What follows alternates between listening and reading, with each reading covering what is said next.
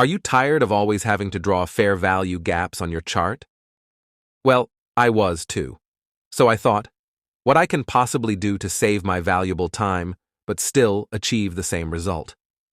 So I searched up fair value gaps in the Indicators tab on TradingView, but they were far from accurate.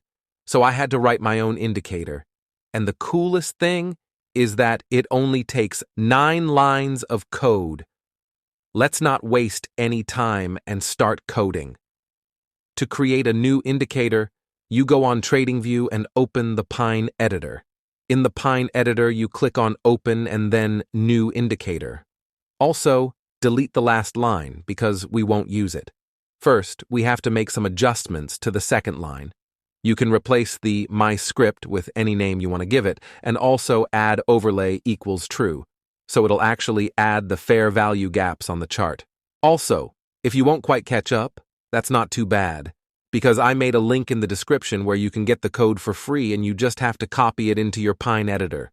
But how will this code detect fair value gaps for us?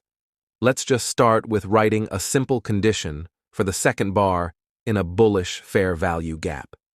So we write a name, let's say FVG1 equals, and then comes the condition. That is, close minus open, which will give us the size of the candle, and this has to be greater than 0.001.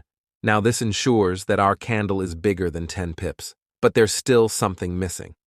Because we have to write a bracket with a 1 inside after the close and the open. This is to tell the code that this is the candle, that's 1 bar back from the current candle. Because to create a fair value gap, we need a next bar to get closed, and then we can draw a box from the first candle's high to the current candle's low. Also, keep watching until the end, because it'll definitely be worth it. Now let's look at the bearish case. So we write OR, and again in parentheses, open 1 minus close 1, has to be bigger than 0.001. Now we determine if there even is a fair value gap. For this, we write a new condition, let's call it FVG2, and then we write equals. High 2 is lower than low. It makes sure the high 2 bars back is lower than the low of the current bar. And we also do the same for the bearish fair value gap.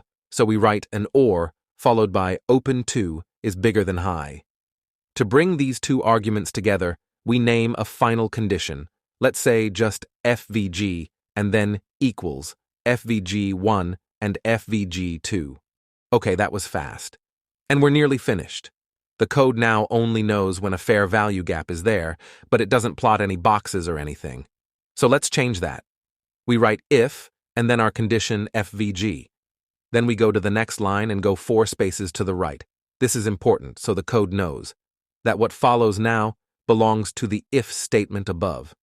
To make the fair value gap visible, we're just going to plot a simple box. For that, we write box.new, and in parentheses, we specify the details. First comes the first x-coordinate, which is bar underscore index minus 2, and then comes the high of the box, which is simply low, the low of the current bar.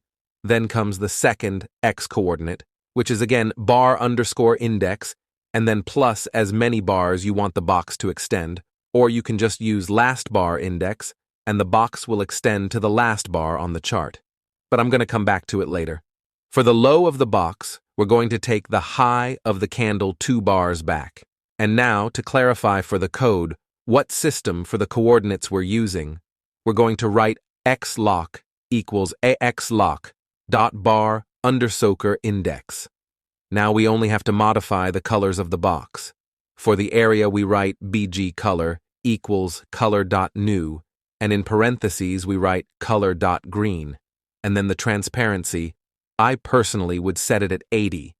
Then we only have to write border underscore color equals color.new, and in parentheses color.green, and then 100. The 100 ensures that the border color is just invisible, so the box looks cleaner. We're basically finished now, so let's see the results. Just click on Add to Chart. But don't get too excited because it's not fully finished yet. You'll just see a lot of boxes, not knowing which is a bearish or bullish fair value gap. So let's change this.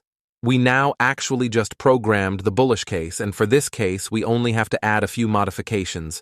In the if statement, we write after the FVG and then close one is bigger than open one, which ensure that we're dealing with a green candle, aka bullish fair value gap.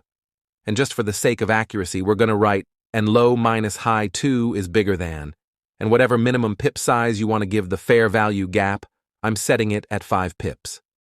For the bearish fair value gap, we can simply just copy the bullish one and make some adjustments.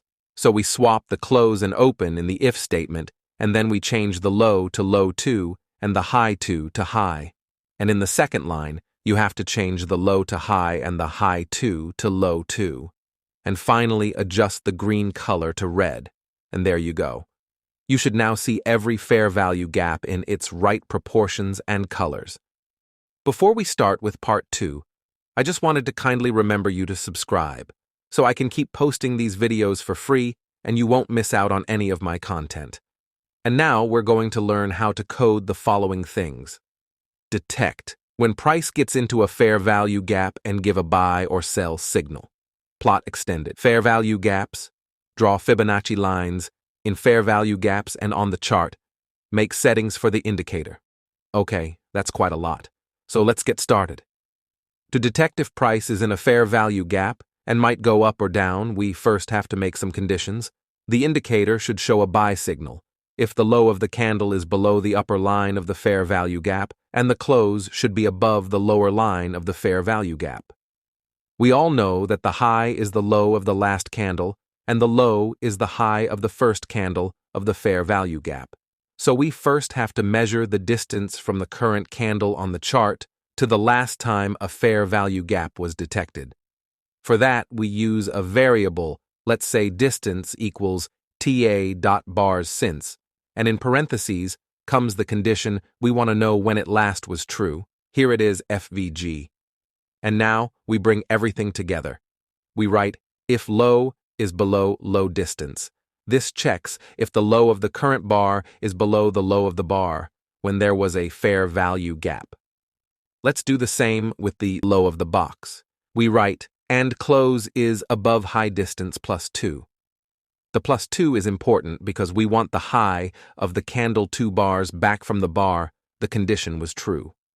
Okay, now we write in the line above var bool, and then your variable, for example, buy, equals NA. NA stands for not available, but we're going to change the variable anyway. And bool clarifies that the variable can be either true or false.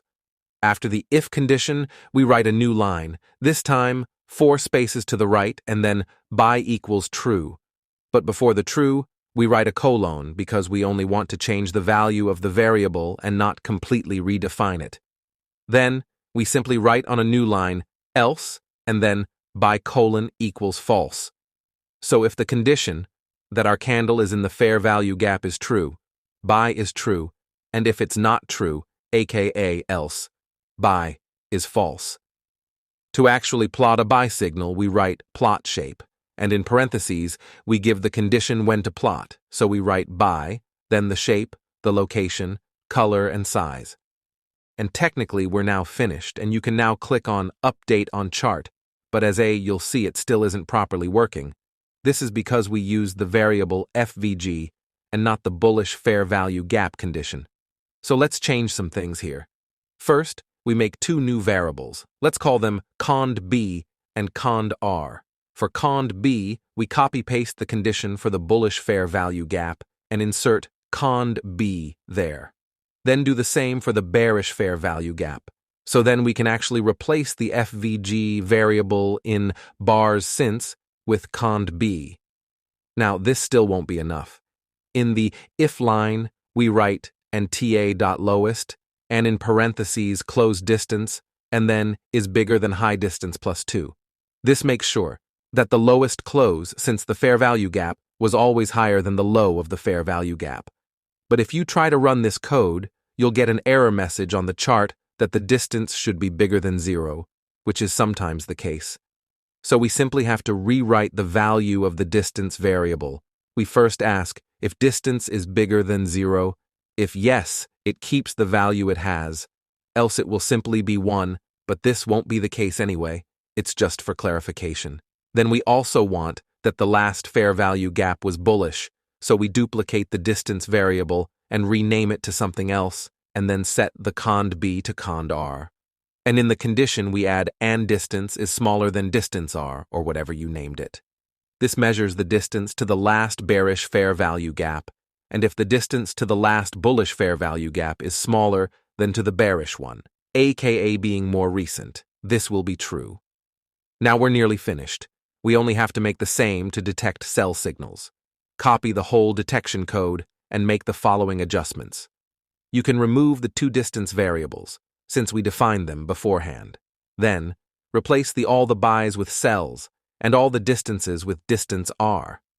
Also, we replace the first condition with high is bigger than high, and in the second condition, you replace it with close is lower than low. Replace the lowest with highest and rewrite the high with is lower than low, and swap the distance and distance R. And finally, just rewrite the details of the signal to triangle down, above bar, and red. Okay, technically we're now finished. But the indicator just doesn't really look clean. There are too many signals, which might confuse a little bit. So let's narrow them down a bit. It should only plot a signal if the last time since a signal was plotted is more than 5 bars away. For that, we write a new variable for counting since the last plot was true, BSP_B. Then we rewrite the buy variable to buy, and in parentheses, BSPB is bigger than 5, or BSPB is NA. But to make the BSPB count the bars since the last time a signal got plotted, we rewrite BSPB to 0 if buy is true, else it will be whatever it already is, plus 1. For the bearish signals, just duplicate everything. Replace the buy with sell and all the B's with R's. And that's it. You can also change the 5 to any value you want. Okay, now let's look at how we can extend the fair value gaps until the current candle on the chart. I already addressed this in my last video. You basically have to change the bar index plus 10 to last bar index. But that means that every single fair value gap ever plotted will be extended and will just make a huge mess. So to filter them out, let's say we're only going to look at the fair value gaps in the last 300 bars. So we write in the lines with the if condition that use cond B and cond R, an additional condition, bar index is bigger than last bar index minus 300. Also do the same with the buy and sell in the plot shape at the end. Now we only have the most recent and important fair value gaps plotted.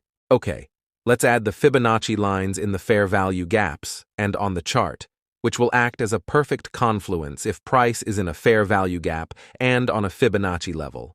So we write after the if statement with conDB line.new and in parentheses bar index minus 2, the same as with the boxes, but then comes high 2 plus parentheses low minus high 2, and then multiplied by 0.382. This gives us the 2e coordinates for the line. It calculates the size of the fair value gap, then multiplies it with the Fibonacci level. Here it is 0.382 and adds it to the low of the fair value gap. For the second x coordinate you use the same as you use for the fair value gap, then also again the x lock, and at the end, the color.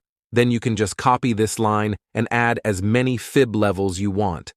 I personally use the 0.6 weight, 0.5, and the 0.382 levels with different colors. For adding the fib levels to the bearish fair value gaps, you just have to change all the y coordinates, replace the high with low, then the plus with minus, and move the 2 to the low, and you're good to go. And with this knowledge, it's now even easier to plot Fibonacci levels on the whole chart. We first determine the high H and the low L of as many bars back. You want the Fibonacci levels to affect. I use 200 for now. Then we write an if statement, and then bar index must be last bar index. This ensures we're only plotting the fib levels once, at the last bar of the chart. And then come the two lines for the high and the low. For that we use again line.new, and in parentheses the first x-coordinate bar index minus 200, then the high H, then last bar index, because we want the line to go from the current bar to the highest bar in the last 200 bars, and then again, H. Don't forget to add the X lock, and then your desired color. Then duplicate this line and swap the H with L, and if you'll update this code on the chart, you'll see the high and the low of the last 200 bars. For adding the fib levels, it's the same as within the boxes. We only have to change the Y coordinates to L plus, in parentheses, H minus L, and this multiplied by the fib level. I again use the same as within the fair value gaps. Okay, this all cool and so on, but the code and the whole indicator itself starts to look too complicated and too unorganized. So let's add input variables you can change in the Settings tab of the indicator and control which of these features you want to have plotted. So let's just start with replacing all the important numbers you might want to change somewhen with variables. As an example, I'm going to take the 200 bars the fib levels go back. For that, we go back to the beginning of the code and write a name for a variable, let's say fib bars back equals input, and in parentheses, you write the length you want to give it. Now you only have to change the 200 in the code with the variable fib bars back. And now you can click on the Settings tab of the indicator and change it way faster than you would have if you always had to rewrite the numbers in the code. You can do the same with all the numbers you think are important for you to change often. And let's also see how we can control which features get shown on the chart. I'm going to start with the signals. For that, we write another input variable, show signals equals false. Then it's going to be off by default. With true, it would be on. And then in the lines, with the plot shapes, we add this additional condition, and you'll be able to turn them on or off with a simple click. So let's create more variables. For the fib levels in and outside of the fair value gaps, and if the boxes should get extended or plotted.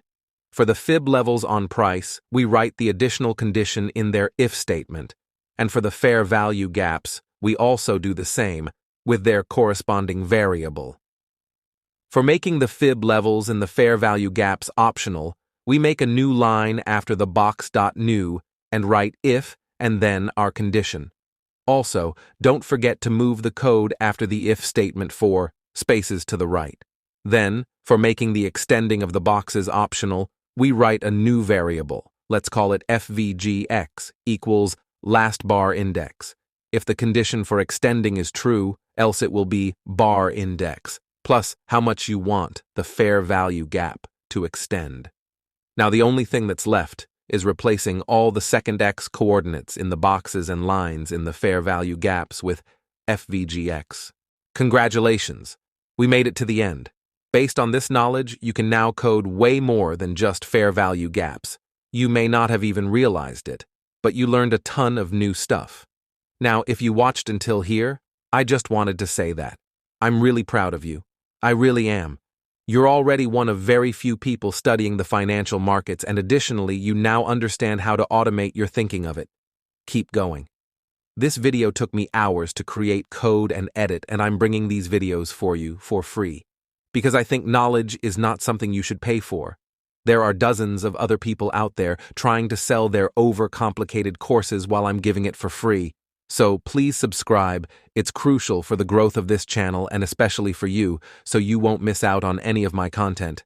Thanks for watching, and see you in the next video.